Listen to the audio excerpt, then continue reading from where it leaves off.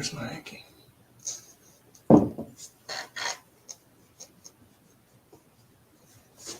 Yeah, I'll just, I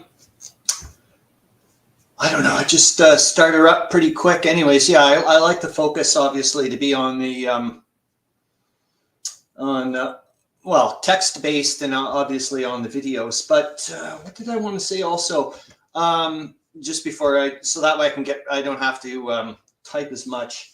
A good idea would be, because well, it's going to be interesting to see if I get nailed for copyright again, because I'm going to try the Dave Schroeder tutorials intermixed with Calandale's playthrough. And so we'll see if tomorrow, if I get nailed. I think it's probably just like,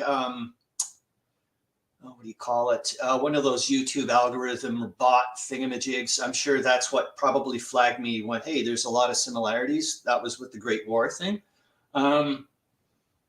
Yeah, so if I get flagged that way, obviously I won't do them anymore, but that would suck because today I popped in ground combat and zones of control. That would that sounds pretty interesting. What else? Yeah, oh, also, yeah, about Mike was mentioning about Serbia and maybe doing a comparison. That would be neat. So anyways, I'm going to start her up and away we go. I'm going to turn off my camera and it'll just be the other dude here. Hold on. How do I do this?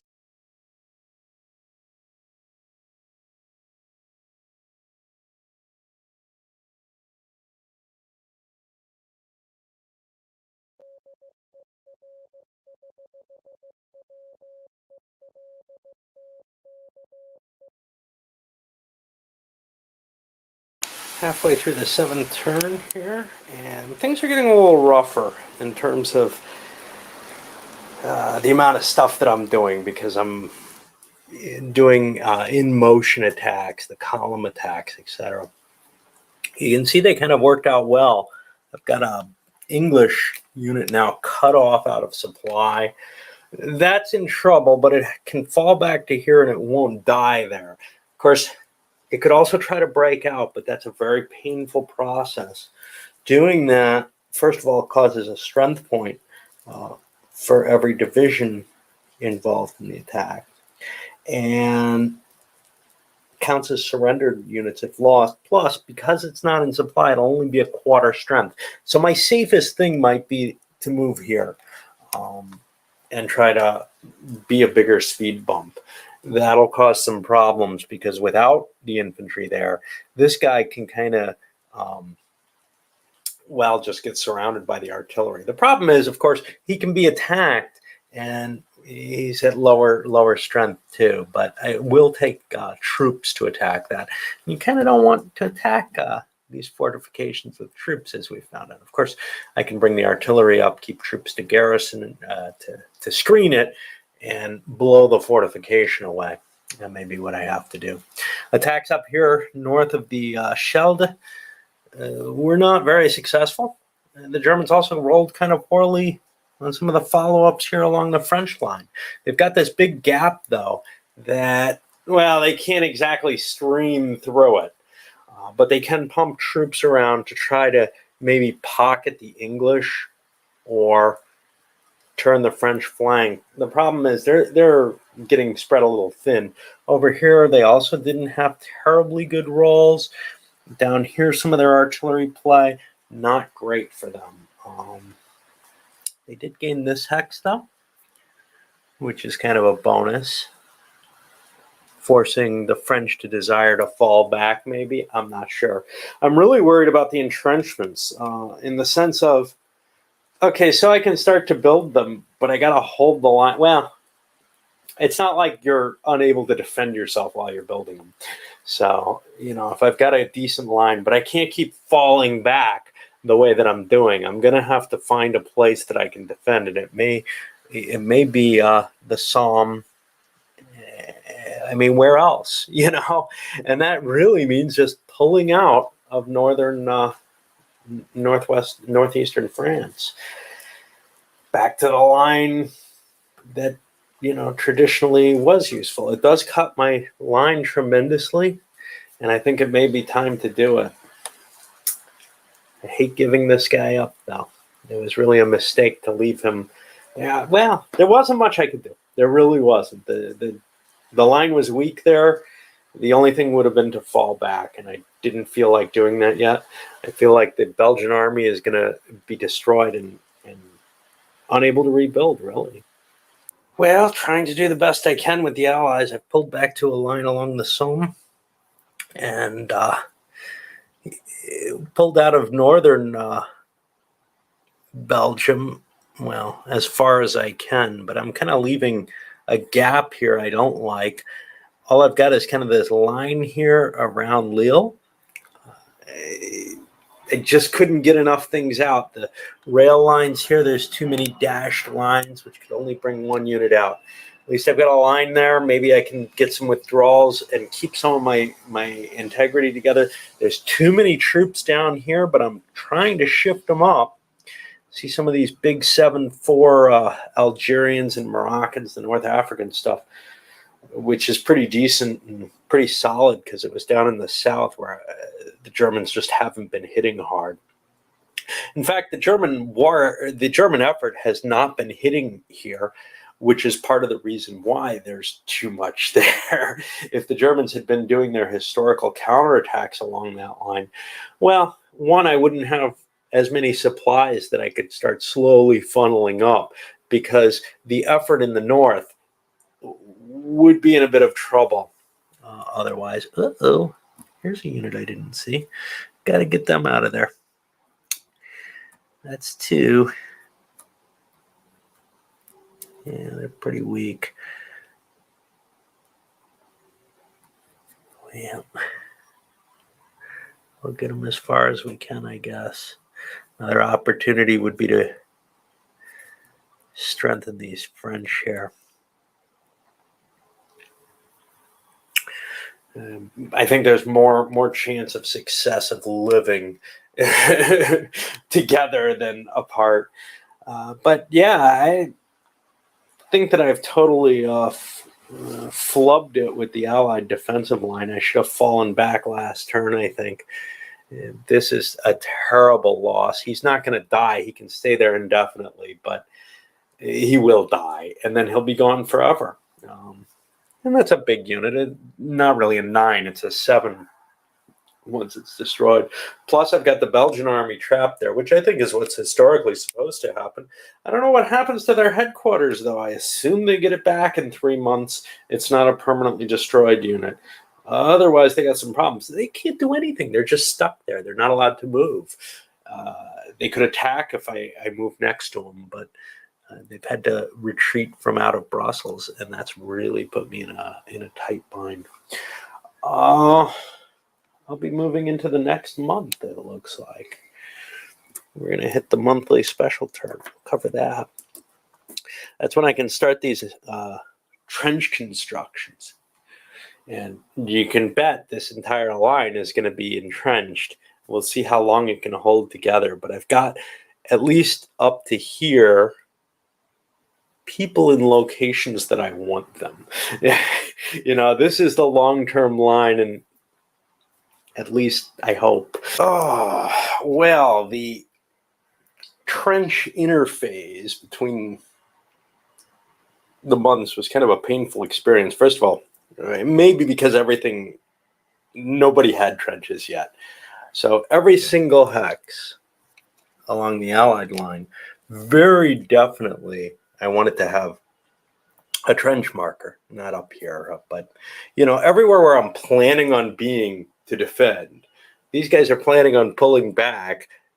They're not going to form one, although I could have conceivably swung up and defended this line just as well. I've really left these guys hanging out there, I'm realizing, in my speed to get to the Somme. Well, mistakes are mistakes. They're not going to bother entrenching. They're coming out. But the German line is entrenched all the way down its length as well. And I've got little markers under every little one of these. That's a little more questionable up here in the north, for example. I'm pretty sure the Germans aren't going to stay in those hexes, but at least for a short time, I mean, there's no cost to building the entrenchments. And it could be conceivable that the line shifts up there. And I don't want to be without that line if that's the case. So even all the way up to here, because I don't know what I'm going to do and what my eventual line is going to look at. I might end up pocketing these guys, being there long enough that I actually do want the trenches there. I've got the Belgians still stuck behind me. As far as I can tell, they can do nothing all game. I might as well keep them trapped there, right? That's a little ahistorical, but I'm certainly not going to expend much effort on capturing them. I've got to decide that the Belgian headquarters comes back, because when I look at the scenarios, the later scenarios have the Belgian headquarters in it. If this is the expected situation, that they get pocketed like this and slowly killed off, well, obviously they have a headquarters later on. It isn't permanently destroyed. All right, well, we'll move here into September. I think we'll see what the Germans can get away with here. All right, I just want to chime in. I found an answer in the new rules, because I'm getting worried about these Belgians being here. Country interior is defined, and I'm beginning to think, well, that's not really the interior anymore. That's sort of the frontier, as being an urban city personnel center, which I think we have in Antwerp. It's hard to tell, but that little black part up at the top may indicate that city center type. And also a food production location, which means they have to hold this space. If both of those fall, well, if one of those falls, that whole Belgian army is going to surrender, except that they're on a fortress, so they won't. So I guess that was kind of moot, but it does give them certain aspects there. It was something that was worrying me while I was taking a crap, actually. All right. Well, the Germans are attempting to punch forward. You can see they kind of pushed their position deeper in here and kind of crunched through here. This is German as well. They're driving the French back. The poor Belgians are stuck here. Here's the thing. I've done sort of a race to the sea well before the Germans historically did. Well, either side really did. And created a continuous front at this early stage that pretty much seals off the Belgians. There's no, I mean, I could land some English here or something and try to operate back there. But as it stands, they're still open to whenever I attack them. Eliminating or trying to wipe out these French is one of my goals, along with punching as deep as I can. Over here, I've pulled my artillery off the line there. I didn't like that trade-off I was making. I'm going to rail them either up here or perhaps up to my main focus of artillery right now. I'm still bombarding the Belgian fort, but my main focus is on getting rid of this English fort. Oops. I did not launch an attack I meant to here, I think. Yeah, these guys meant to attack there. Let me take care of that as well, because I want to clear this fort out of the way so I can build rail up there. I'm already kind of stretching beyond my rail hopes. I've got this block here. I can rail like 10 strength, 10 points of supplies forward. Supplies are really becoming an issue now, because there aren't many coming in as reinforcements for anyone. The French are really kind of struggling. They're down to their biggest armies have 17 each. And they're really stretching to the point where, gee, I don't know if I have enough to defend. The Germans are cutting back too. And in terms of points, well, the Germans finally picked up over here in Lille a couple of hex sides that are actually urban hex sides. Those are worth 25 points each. That's a huge, well, what seems like a huge fall, but the Germans are going to be taking 65 a turn next year. So, you know, there's a big amount of points to go around here. And I don't know how easy it is to make either France or Britain collapse. The numbers, whew.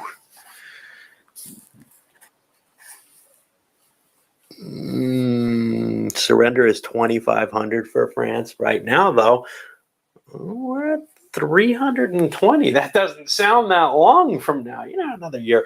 But the battles aren't going to be this bloody. Once the trench warfare kind of really settles down, I can't imagine the kind of casualties that we're seeing in this early part. And certainly not going to see a lot of cities fall in that part. So the next month or two, I think, is going to be pretty pivotal. But we'll see. We'll see where we end up. And we finish up the first turn of September, really with the French just trying to push more and more forces northward, trying to extricate themselves still from up here. They haven't really managed completely, but they got one unit down. That's probably all wrecked, but it'll slow the Germans down a little bit, they hope. Of course, with the mobile attacks, Germans can strike that and then still position for an attack up here in the north where things are kind of weak. It's going to be tough, though, without overstretching the Germans. The Germans are in a lot of trouble in terms of their own lines are not too solid at this point. They've got this Belgian problem, which really isn't a problem in the sense of, well, we got to do something about it, but it's kind of annoying. You kind of feel like you should eliminate it. It can be done during the winter, of course. Elsewhere, though, we just have a steady weakening of the line here. We get this huge headquarters stack here, but there's really not a lot of strength there. That's trying to conglomerate and push further north. Some units, some supply being shoved northward. It doesn't really matter on defense, but I just want to reposition it while I can. I have the extra rail points to spend on it. Probably not absolutely the most efficient defense. That's probably one of my gripes with this is you really kind of have to look and say, I want to defend everything equally. And, hey, here I got a river line. I can go a little weaker there. But everything else I want to kind of smooth out and make it so the Germans, at least locally, can't find places to punch through easily. But that's kind of an annoying thing to have to do. I don't like having to do that. In something like La Grande Guerre, you have some control over that in the sense there aren't a lot of pieces comparatively, and you also have this restriction that you got to keep your armies assigned to where they belong for the most part. So here you've just got everything, and you can reassign stuff wherever you like, which may or may not be more historical. There's a debate that you could make for either case, which is that the armies generally did stay together, but they also did loan each other troops, and you could shift things. Anyway, I don't think the Germans are going to make any kind of massive breakthrough and be able to get to Paris. I think the race to the sea has prevented that from happening. But I do think they're probably going to push the Allied line off the trenches, which is something that kind of disturbs me about this game. It feels like there's a lot less capability to create a defense in depth than I'd like, at least early in the war, which may make sense. There may not have been defense in depth early in the war, but also that it takes so damn long to build these trenches. Now, granted, a full entrenchment did take forever, but there's no sort of halfway ground. I don't get any defensive bonus out of this, and I had to start it at the beginning of a month. In some cases, that means my line is not perfect because, for example, here I'm ahead of the river line. I don't have an option there. That's as far as I could get. If I could have dropped below the line, I would have, but I couldn't. Well, without using a rail point that I didn't use that I probably could have. Okay, so maybe it is more flexible than it looks, but I ended up in a bad position. And then because I can only do the trench construction at the beginning of each month, it would be a lot more complicated if you could start trench construction on any turn and it completed a month later, just like the replacement headquarters being 3 months later is painful. But I don't know. In some ways, it feels like there's something artificial going on with the, first of the month. Hey, you got your paychecks now. You can dig trenches or something along those lines. Anyway, that's enough speaking on that. Well, by some sort of logistical miracle, I noticed I'm within 1, 2, 3, 4 of the Second Army here. So I was able to throw supply up there, and the Second Army was able to get some through the rail line as well. So that I actually was able to perform an attack over here, breaking across the Somme some more, and also an assault on this fortress. We've stripped all the troops of it off of it, but haven't gotten the breakthrough that I wanted yet. But this is looking really, really ugly in the northern sector for the French. Of course, I still don't have any ammo for these big guns up here, but I did have ammo again for these guys. It's still a positional thing, although overall German supplies are dropping significantly. And in October, they only get 30, and 30 more in November. Well, I run through 30 very, very quickly. These attacks are taking, 10 or 8 rather than just small amounts each turn. So overall, I'm really questioning these attacks on this fortification here, simply because I do want to press down as close to Paris as I can possibly get. We're not going to see the historical sort of Battle of the Marne forming here. We don't have that kind of bulge happening. Instead, I've concentrated on the north with what I believe to be what Schlieffen plan should have accomplished. First of all, it was intended to sweep around to the side. And secondly, by keeping close to the coast, I cut off the ability of the Brits to land and cause problems back there.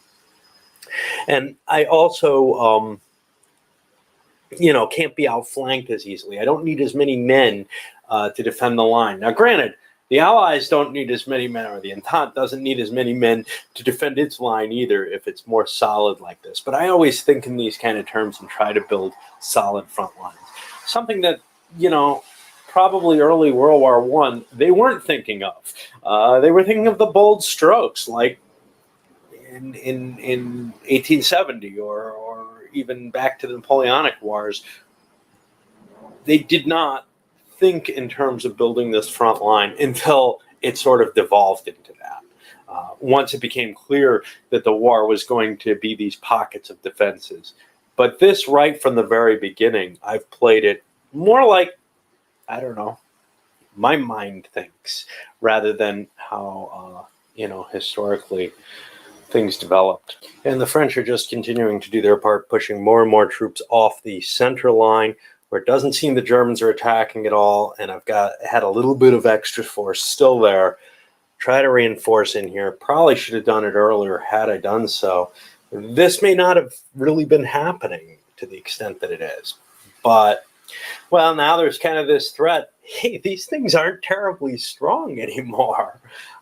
Maybe the Germans can overrun some of the trenches in the center as well and delay the ability of the French to actually build a line that can hold. Well, I did manage to pull another attack out of my ass. The Fourth Army, the easiest way to move things, supplies by rail, is actually moving a whole army command center. If an army wants to give supplies to another army, it can only shift 10. But I was able to shift the entirety of the Fourth Army. Granted, you have to pay extra rail points to move the army supply, the army headquarters, as well as the supply points that you're moving. But instead of just being 10 spaces along the primary tracks, it can run, well, up to 24, really, because it's 6 spaces per movement point, and it's got 4. So it slid itself into position up here, and that gave me enough points that I could launch an attack cracking over here. Just ignored this fortification. I also launched another attack here on Amiens, which, if Amiens hadn't been a city, the French would have had to retreat from it. But a city location is actually harder to take. It's like a fortress. It provides a certain stoutness. This was the one location I could attack, though. The only other option would have been here, which would have been less pleasant. I think Well, maybe not, but I would have been facing the river line, and here I was not. So with no terrain, hey, what the hell? And being able, I did more casualties to the French than they did to me. They're holding their position, but they're taking more losses. I also launched probably the last artillery attack from here until I get my new ammo in October, and I'm only going to get 30 then, so I may not send much of it there. The ammo that gets sent over land has to come by rail, just has to reach a headquarters on a rail line. Well, now I've got plenty of headquarters here in the north that I can, continue this attack with those extra 30 points. It is, of course, making this line that the French are occupying in the center less and less at risk if I shift all my supplies up here. As it stands right now, though, there are some significant German supply points kicking around. This guy's got 17 right now at the highest. So I can't really denude it completely, or they'll start punching holes in the line down there. Got to keep reinforcing up here. And I don't think the Allies are going to make any counterattacks here. It's just too expensive in terms of losses. And through the magic of swapping headquarters in and out again, the Germans managed 2 more attacks, this time taking Amiens and almost taking La Fère here. It's down to 1 strength point, as you can see. The Amiens loss was, 15 points of demoralization for the French. They're already up to, 447. The Germans right now are only at 179. And the English, well, I guess they're kind of unimportant at 62. Again, completely ignoring these sieges going on, they're just not worth the effort. I don't know who these guys are and why they're trailing back there. They probably ought to come up and do something. I think I didn't move them this turn. I'll probably try to correct that at least a little bit. I don't know. Drop some units up here. But yeah, the ability to continue this attack by swapping the headquarters feels like I'm cheating. I need to look that sucker up. I can't find a prohibition against it. There's a talking about sending and receiving points, and that's the 10-point limit, etc. But obviously that can't count as expending the points for attacks, because that seems to be handled a little in a different wording. Anyway, it just feels really cheap to do this, but it's my workaround to allow the army to keep crunching. So as we push into October here, we can see some of the reinforcements set out. This is everything. There's supplies coming in for the French and for the Germans here. 30 for the Germans, only 15 for the French. That's going to make it pretty tough to even survive the attacks, really. They're only getting half as much. That's not pleasant at all.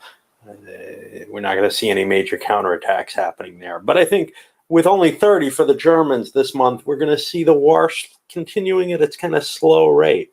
A lot of replacement troops, they could attack at half strength, but that's pretty risky, especially if the defender still has any resources at all on their track. If they don't have resources, they're going to be counterattacking or defending, however you want to look at it, at half strength. So that's a pretty big deal.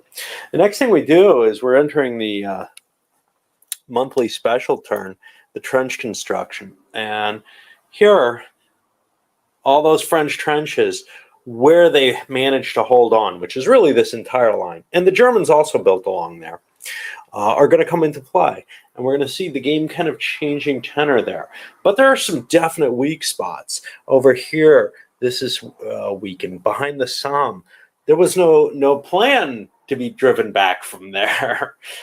So there's a lot of places where the war can continue at decent odds for attacking still, where it's still pretty mobile. We haven't hit that full trench warfare. But here, where things were static anyway, well, now it's going to become even uglier, and maybe both sides can pull even more troops off the line.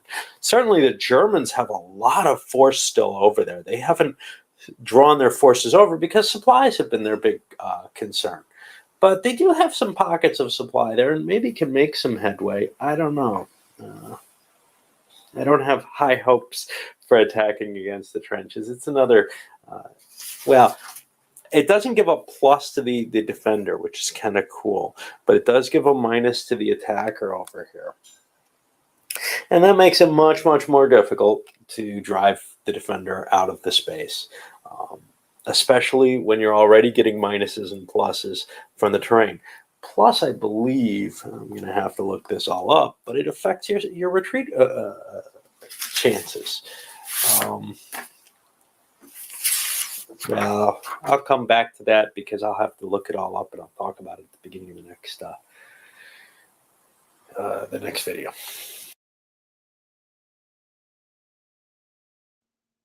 In this video, we'll start to look at how to actually play the game using the maps and pieces we've been talking about.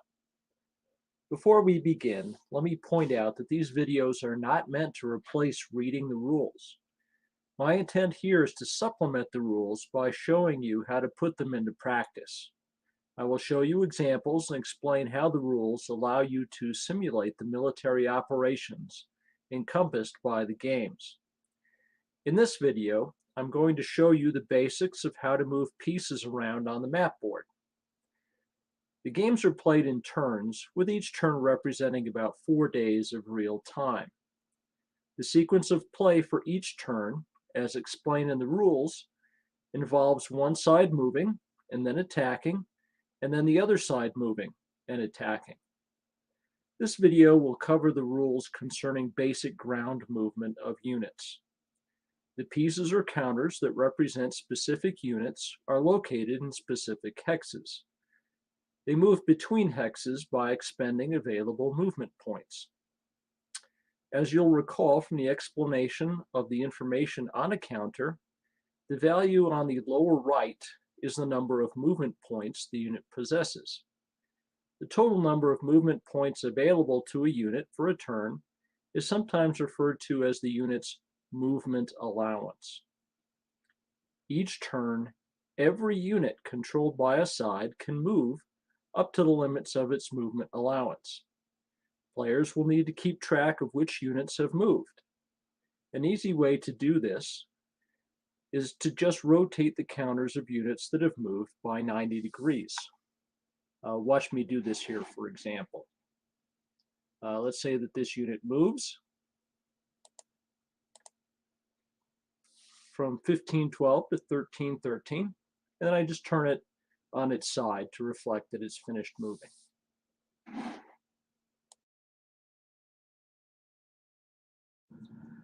So here is a solitary unit, the German 6th Landwehr Brigade. It has a movement allowance of 4 movement points down here on the lower right.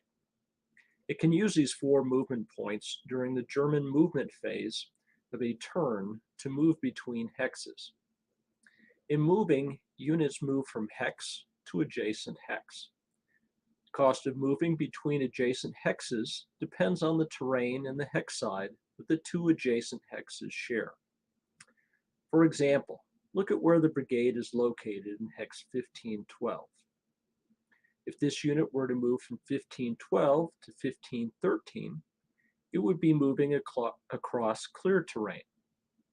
If it were to move from 1512 to 1411, it would be moving through woods.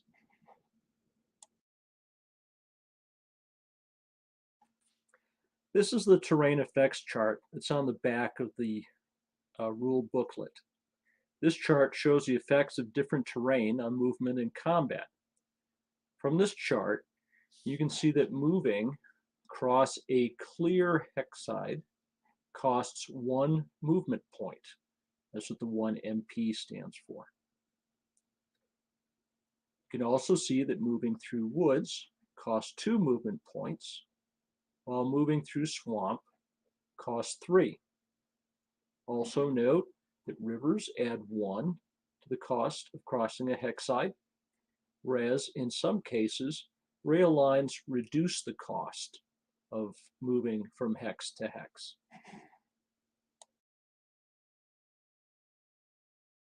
Now let's move the brigade on the map. It has a movement allowance of 4. It moves from hex 1512 to 1411. You'll have to excuse me, I'm using a graphics program that when I click on the unit, it will just cause those little symbols to come up. In moving from 1512 to 1411, we've crossed woods as the terrain. This will then cost us 2 movement points. It then moves from 1411 to 1311. In doing so, it crosses clear terrain, and this will cost it 1 more movement point. So now it's moved a total of 3 movement points.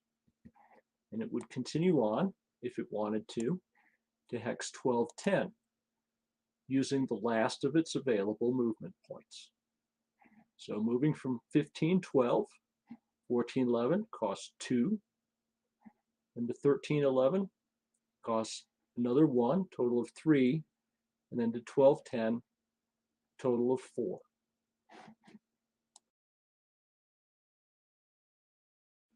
Now let's look at an example that shows the importance of route selection. Let's say this time that the brigade starts the turn in hex 1410 and wants to move down here to hex 1313. First, it looks at the path west of the lake. It is moving from 1410 to 1311, 1312, and then down to 1313. Moving from 1410 to 1311, it will be traveling through broken terrain and also crossing a river. This would cost, moving here, a total of 2 movement points, 1 for the broken terrain and an additional 1 for the river. So this would cost 2. Moving south to 1312 through, again, broken terrain would cost another point, bringing its total that it has expended to 3. Continuing on to 1313, though, through woods would cost 2 more movement points, which would bring the total needed to 5. But the unit has only 4 movement points, so it would have to end its movement right here in 1312. If, however, it were to pass east of the lake on its way to 1313, it could probably make it. This is because moving from 1410 to 1411 would cost, again, 2 movement points, 1 for the broken terrain and another for the river. Then moving from 1411 to 1412 would cost 1 more, 3. And then it could move from 1412 to 1313 through clear terrain. And that would then be 4 movement points.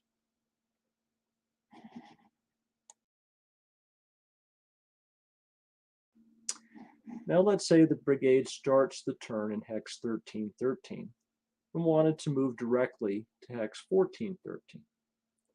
Since Germany and Russia are already at war in the game, the border is no impediment. The terrain between the 2 hexes is swamp.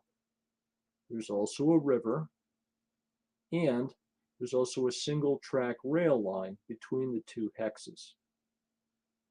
The combined cost of traveling from 1313 to 1413 is 3 for the swamp terrain, plus 1 for the river, which would be 4 movement points. But at this cost, the single track rail line comes into play and would reduce the cost of moving across this hex side by 1, bringing the cost back down to 3. This benefit is a representation of parts of the unit being able to walk across the river on the rail bridge.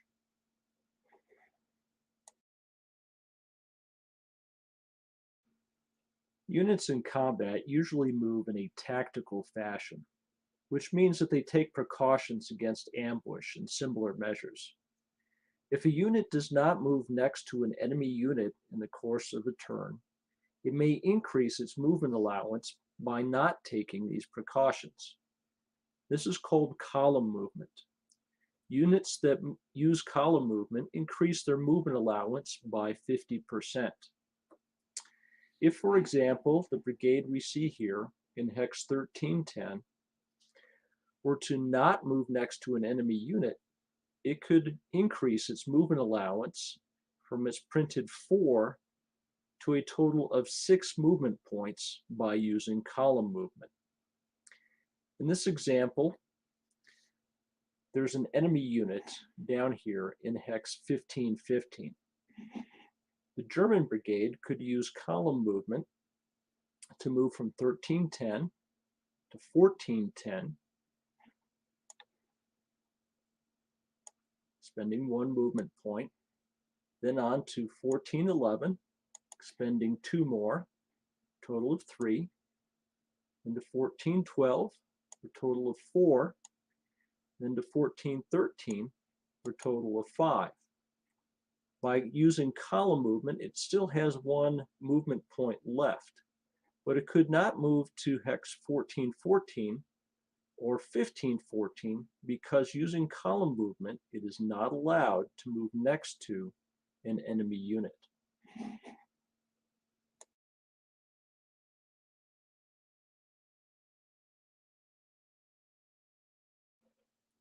While units occupy the hex that their counter is located in, they also exert an influence on all of the surrounding hexes. This is because units send out patrols and do things like set up ambushes away from their main body. Their artillery can also range into the adjacent hexes, and spotters are sent out to call down shells on approaching enemy troops.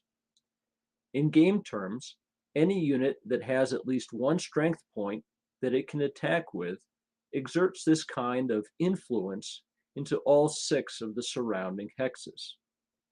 All 6 of these surrounding hexes are considered to be in the unit's zone of control. In this screen, you can see the unit located in Hex 1512. This unit's zone of control includes all 6 of the surrounding hexes. Let me shade them to show you. So this unit here in Hex 1512 exerts a zone of control into all 6 of the surrounding hexes.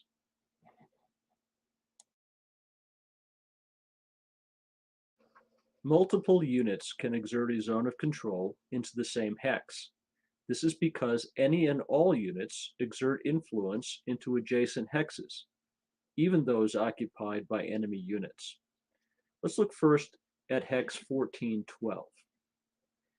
This hex is in the zone of control of the German 1st Cavalry Division and the zone of control of the German 6th Landwehr Brigade. It's also in the zone of control of the Russian 29th and 30th Infantry Divisions. Now look at Hex 1612. This hex is occupied by the Russian 42nd Infantry Division, but it is also in the zone of control of these 2 German units, the 41st Infantry and the 6th Landwehr Brigade. It's also in the zone of control of these 2 friendly Russian units, the 29th Infantry Division and the 3rd Cavalry Division.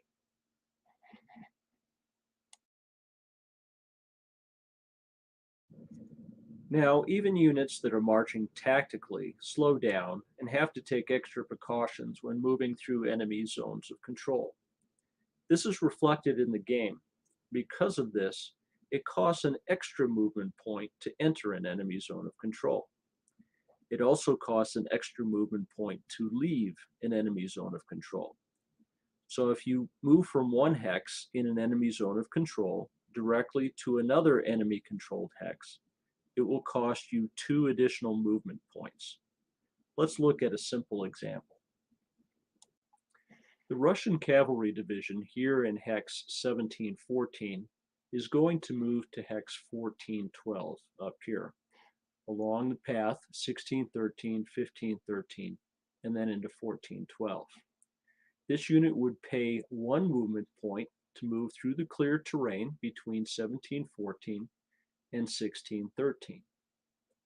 It would then pay 2 movement points to move from 1613 to 1513, one for the clear terrain between these 2 hexes, and another movement point for entering the zone of control, shown shaded here, of this German brigade.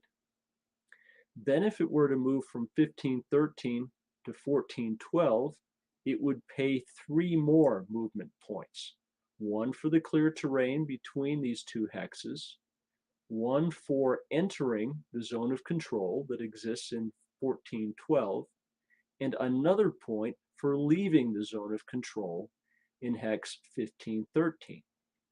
So the unit would move here for a cost of 1 movement point. Then it would move here for 2 more, one for the terrain and another one for entering the zone of control, for a total of 3. Then it would have to spend 3 more movement points for a total of 6, which it has, one for the terrain, one for leaving the zone of control in 1513, and another point for entering a hex that is still in an enemy zone of control, here in 1412.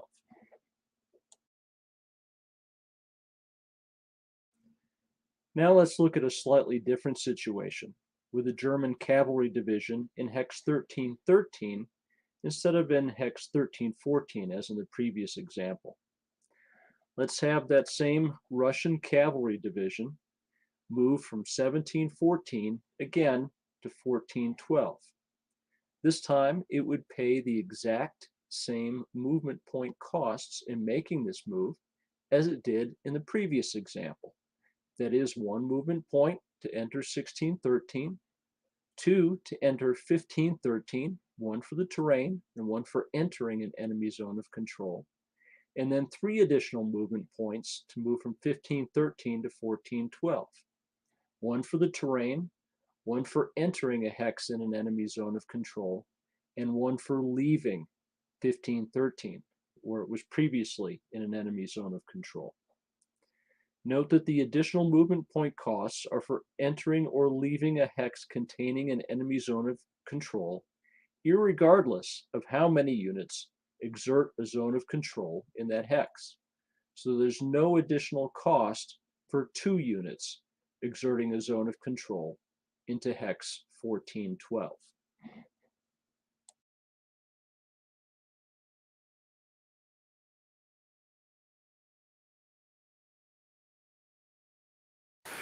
Well, the whole line to, I guess about here, where is this, Leon, is fortified for the French side. Okay.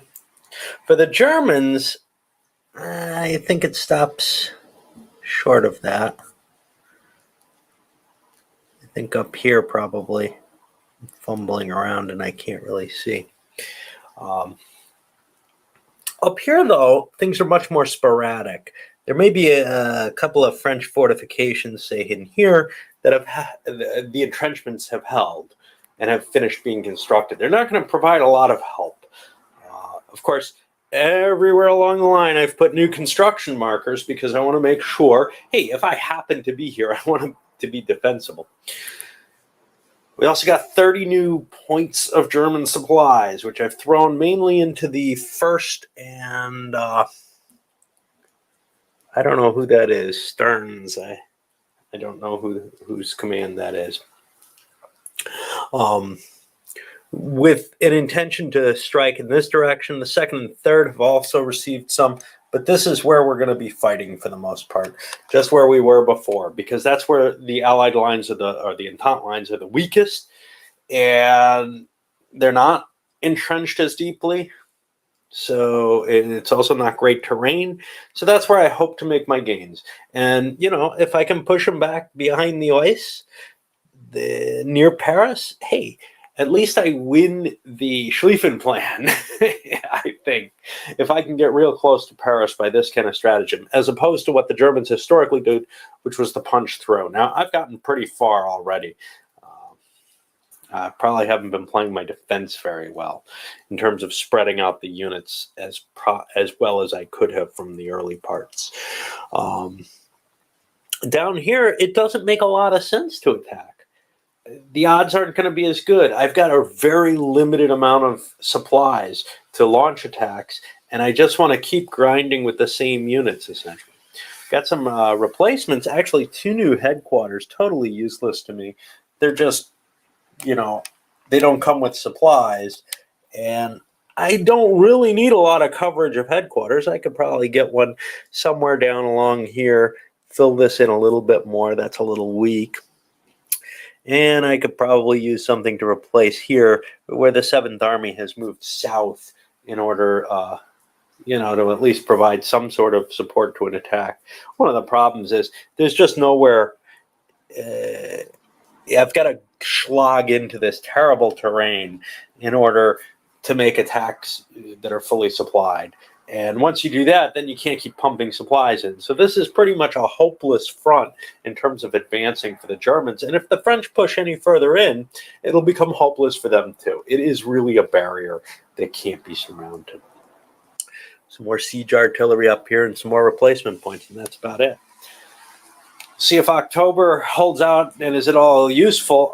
I do not feel like the Germans have enough supplies to continue through 7 turns of October with only 30 supplies. On the other hand, I don't know if the French, who are going to get 15 additional, are going to be in any better shape.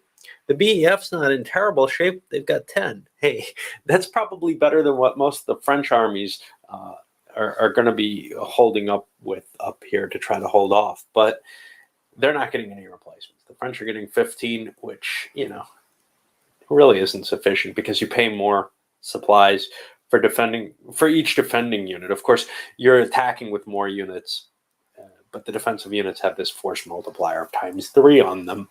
And the Germans spent nearly a good share of their supplies, let's put it that way. I think about 20 points of those 30 they just got to punch into here. And doing a mobile attack against wherever that fort was. This is still French, I think. What's up with that? I can't completely abandon this space. They punched into the fort, and then from there, they went down to here, so this must be German as well. Yeah, indeed, that is a weak little German unit. There's actually some opportunity here with how weak the German line is for a possible counterattack to try to retake this hex. I don't know how valuable that is. I like this line if I could hold the river. But now without the river, falling back from the river, this space becomes less and less important, but I might be able to get off a good shot on them. It's also draining the French resources now, too. They're down to, I don't know, like 4 supply points left after this round. They lost an artillery piece, heavy demoralization cost to that. They've got it's a hard call because do you want them in the line where they'll actually do some good and provide some defensive benefit, but there's a good chance that you have to retreat and therefore they're captured? Or do you want to try to save them? They're not terribly valuable on attack except against the fortresses from what I can see. But in 1915, massed artillery, combining siege and regular artillery, can negate a trench. So I may want to try to preserve my guns through this period. Anyway, you can see the Germans pretty much achieved what their objectives were in terms of pushing forward another hex. They're getting closer and closer to Paris here. But, you know, I mean, they're expending everything on this one salient. And it's not a fast advance. It's going to stop. You know, this is not going to be the war's over here type of situation, I think, no matter what. Well, I was mistaken. The British got 5 points of supplies as well. I made an attempt here to shorten my lines, trim it up a little bit. I pulled out of Perron here. But also I tried to attack here, whatever this is, Noyon. And That did not go well for the Allied forces. They lost a couple more strength points than they caused in casualties, and didn't get the space. The space would have been valuable because it would have trimmed their line a little bit. Now they've got these bulges that are kind of at risk. There's a good chance that this is going to be the next hex to go, especially with Perron being abandoned. And this was a successful entrenchment, but I can't just leave a unit there, and I couldn't commit enough to hold it in place. I just don't have the troops. I'm going to decrease some of the forts over here again and try to pull some of those forces, and maybe even back here, I'm not sure. Try to get some additional replacements into play next turn. Well, the Germans pretty much shot their wad here. 2 mobile column attacks and then a follow-up attack that pushed in this far. That's quite a distance, further than you'd expect. And there's really turning the flank where they, what is this? The Eisen is, or perhaps the Oise, I don't know, is really being driven to being vulnerable. We could very easily turn around here and start curling behind their threat of a push down as far as the Marne, which, you know, is about what you'd want historically, but without having crossed the Somme already in such force. I did lay off an attack here. I could have made one there where the numbers were in my favor, but there's a fortress, there's trenches. It just doesn't seem worth it. I had a lot of forces built up there. I don't have the supplies to make that attack, but I still would have had a numerical superiority on the attack, something like 42 to 33 total or something along those lines. Good chance that I wouldn't destroy it, though. The fortress means there would have to be 11 losses to cause a retreat effect, so, and the trench and whatever. Which means I'd be facing the whole 33. The advantage with these attacks, at least, well, one of the column attacks failed. It slammed into a wall of French units. And that's why I had to hit again and then set up another attack. And that drained me. I mean, I am out of German ammo. Of course, I'm also, I mean, not entirely. I'm shifting some up. What is it? The 6th Army here started throwing some forward by rail. I've got tons and tons of troops, though. The strength of troops is tremendous. These are, you know, full divisions coming from the south heading up to reinforce and continue this attack. I think I can continue the attack even without ammunition, given that the French don't terribly have much themselves. So it kind of evens the odds. But I don't want to push it up against fortified positions when I don't have to. I think I can roll this flank in both directions, to tell you the truth, if the Allies don't pull away. And I think they're going to have a significant increase in forces. Some additional British units plus some replacements that I brought back on the line allow the English to take the northern frontier here. Maybe not the optimal place for them. Those are strong units, and this seems to be likely to be a quiet front, especially with them there. I'd rather be taking some losses with them, but I've shifted them up to the north with kind of this thought of, oh yeah, I want to have, you know, these sectors that I'm supposed to enforce. But I could have a French sector, a British sector, and then a French sector, as was pretty much historically, although I think the Belgians were mixed in there too.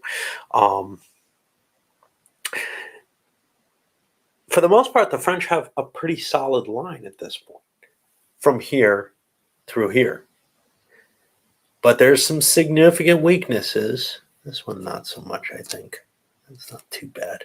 But there's some significant weakness right here. English cav trying to hold here, French here. I don't know how well the Oise line is going to actually hold up there. It looks to me like we may be falling back into the Marne region if we're not careful. And, you know, it's not going to be the kind of bulge that historically happened because the Germans have pushed so far forward, but it's not an unimpressive breakthrough that seems to be happening here. And if I can cut the line here and roll it up a little deeper, it'll be ugly. But again, it's not getting me to Paris to be directed this way. So if this line holds, which it looks pretty solid, to be honest. I mean, I can try chiseling at these at the edges here. I've got a lot of forces there, and that's kind of what I wanted to do. But there are a lot of troops there now.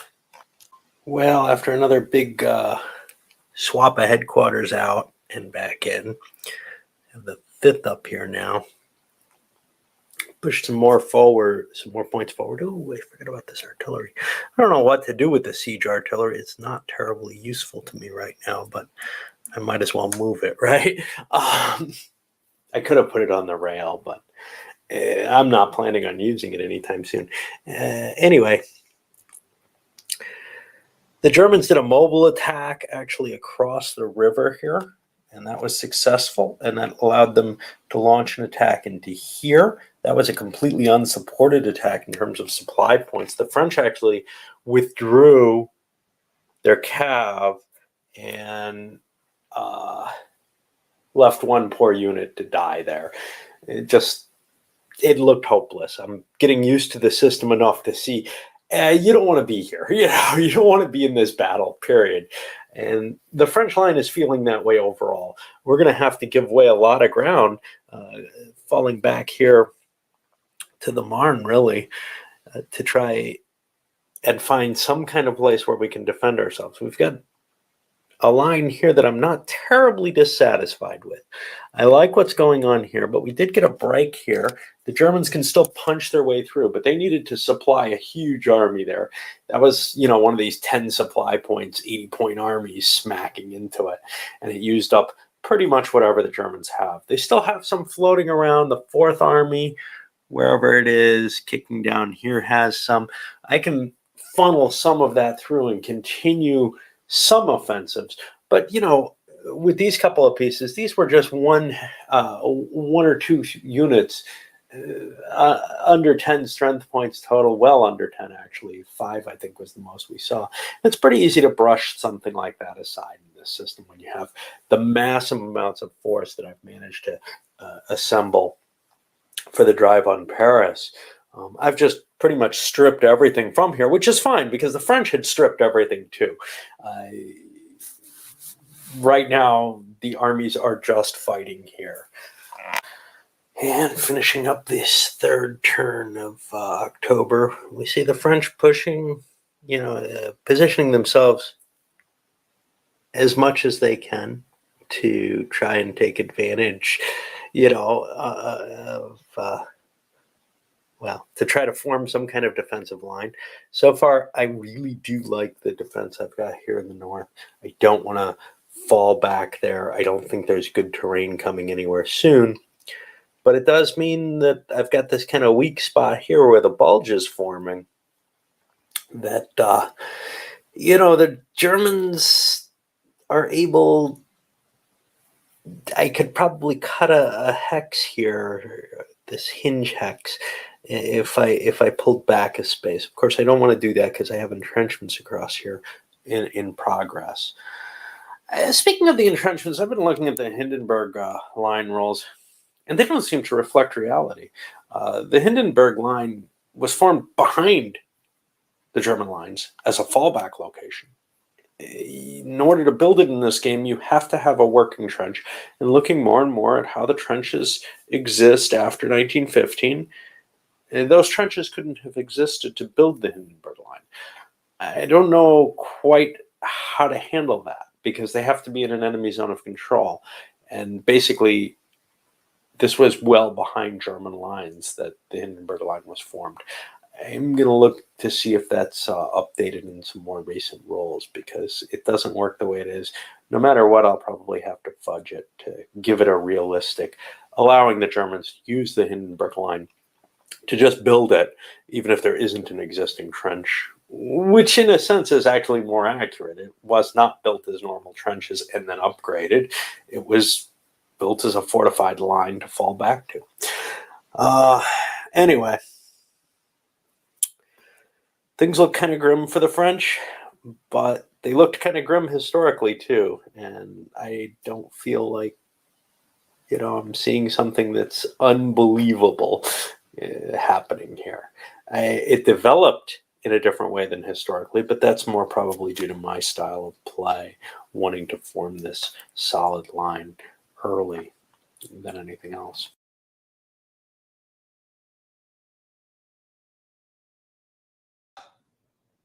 All right. Yeah. So that's it. I don't want to put myself on giant screen. Yeah. So that's it, guys. Thank you so much for popping up. I had a good time. And like I said, I hope to God that I don't get copyright flagged, because, man, I really like his instructional videos. And also I like breaking it up a little bit. Well, at least for me anyways, my attention span starts to wander. I think at around the 20-minute mark, I was kind of like, okay, when's the instructional videos going to be kicking in? Anyways, hope you guys have a fantastic Saturday. Good sleep to you, Ken. And I'll talk to you guys all later. And Mike, I sent you another private YouTube video about some ideas. Charles, man, I'm loving your freaking narrative. I swear to God. And it's so weird. I'll just end it this quickly. It's weird now that every time I'm now like using the mechanical pencil, not every time, but I'm often thinking like, oh, I think about Mike, you know what I mean? Because we're yabbering about pencils. And now when I'm upstairs looking at my atlas for whatever, I'm like, Charles, that, you pop into my head. I'm just loving this. Anyways, good night. I'll see you guys later. Bye.